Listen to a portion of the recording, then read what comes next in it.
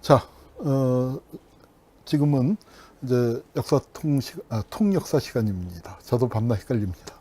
예, 역사통은 저희 그 한국어 TV 프로그램 전체의 이름이고, 그 중에 통역사 코너는 제가 1시간 정도 강의를 합니다. 오늘 얘기도 사실은 긴데, 이 끝난 다음에 일정도 있고, 또 그 다음에 이 강의는 원래 1시간으로 기획을 했는데 자꾸 1시간 20분, 30분 늦어져서 1시간으로 끝나다 하는 우리 장혜랑 대표님의 지엄하신 명령이 있어서 1시간으로 맞춰보려고 노력을 합니다만, 사진을 많이 건너뛰면서 설명드려야 할 것 같아요.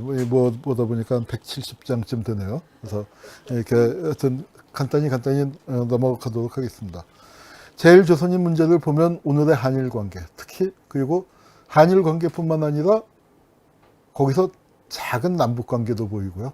그 다음에 북한과 조일 관계도 또 보이게 돼 있습니다. 그래서 이 제일 조선인 문제는요, 이번 주 말고 다음 주 토요일, 그러니까 8월 17일, 24일, 31일 되겠습니다. 8월 31일 날 18시부터 하는 이영채 교수의 특강, 거기서 제일 조선인 문제를 또 다룰 텐데, 그 강의하고 합쳐서 들으시면 좋겠습니다. 이영채 교수는 주로 이슈 중심으로, 역사도 좀 설명하셨습니다만, 이슈 중심으로 말씀하시고요. 저는 쭉 대개 연대기적으로 얘기를 할까 합니다. 네. 자, 요 화면을 좀 보시죠. 이게 뭐냐면은, 그러니까 이 해방 당시에 1945년 당시의 인구예요.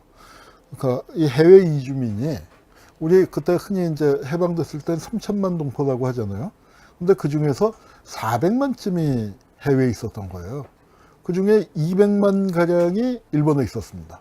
200만 가량이 일본에 있었고, 나머지 200만이 중국, 만주, 또 동남아시아, 등등, 사할린 등등, 또 중앙아시아, 그러니까 소련령이죠, 등등에서 흩어져 있었는데, 이 숫자가 얼마나 많은 숫자냐 하면은 전 세계 이민사에서 세계 2위입니다. 그러니까 제일 많이 나간 게 아일랜드 대기금 들었을 때 인구의 25%가 빠져나갔어요. 그리고 우리가 1860년대 우리 삼남 지방에서 밀란이 일어나고, 그러니까 이 남쪽에서는 어디 바깥으로 나갈 데가 없잖아요. 그러니까 그게 폭발하는 거고, 북쪽에서는 똑같이 기근이 들었지만 그 사람들이 두만강, 압록강 넘어와서 나가기 시작했는데, 이게 우리나라 이민의 시작입니다. 그리고 40년쯤 지나서, 이제 40년, 50년 지나서 나라를 빼앗기게 되고, 그러면서 또 왕창 나가게 되고, 일제 전쟁 말기에 강제 동원, 강제 연행되면서 또 엄청나게 나가게 되고요. 그렇게 그런 과정들을 거치면서 해방이 됐을 때 한 400만, 그러니까 전체 인구의 한 14%쯤이 있었는데, 이게 세계 2위인 거예요. 그럼 화교가 많다 하지만, 화교가 실제 많죠. 그거는 중국 사람 정말 머릿수가 워낙 많기 때문에 많은 거지만, 퍼센테이지로 따지면 중국 전체 인구의 2%가 안 됩니다. 1점 몇 %예요. 그러니까 우리가 얼마나 많이 나가는가를 알 수 있고요. 그 중에서 제일 많은 사람들이 이제 간 곳이 또 일본이었습니다. 그래서 일본에도 이제 거대한 커뮤니티가 만들어져 있는데, 지금은 이제 여기는 제일 동포라고 해놨는데, 요 용어에 대해서는 조금 이따가 말씀을 드리겠습니다. 그래서 영주권자가 있고 단기 체류자가 있고, 그리고 또 일본에 귀화해서 일본 시민권을 갖고 있는 사람은 여기 집계해서 제외했는데 한 40만, 35만에서 40만 정도 보고 있습니다. 그래서 이제 그렇고요. 그다음에 여기 요 표가 일본 법무성이나 한국 외교부의 통계인데, 한국 국적을 46만, 일본 귀화를 36만. 그 다음에 조선 국적이 있죠. 여긴 또 총년이 빠졌나요? 총년이 여기 8만.